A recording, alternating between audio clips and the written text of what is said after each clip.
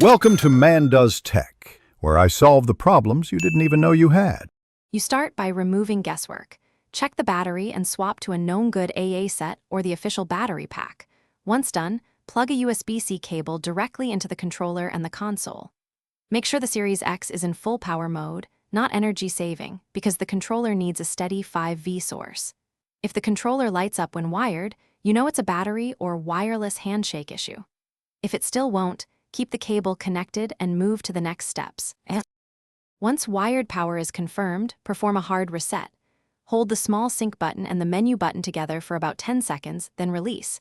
This clears transient faults.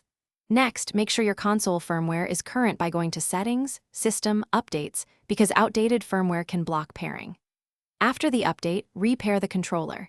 Use the console's sync button, then press the controller's sync until the LED blinks rapidly. If pairing fails, repeat the reset and try a different USB-C cable or port. Finish by isolating hardware faults. Inspect the controller's USB-C port for dirt or bent pins and clear with compressed air or a soft brush. Make sure contacts are clean. Then test the controller on another Series X or a PC. If it works elsewhere, the console's Bluetooth or USB hardware is suspect. If the controller is still unresponsive, replace the battery pack or seek official repair or warranty service. Troubleshooting tip.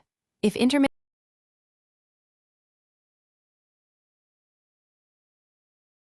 Thanks for watching. If you found this helpful, don't forget to like and subscribe.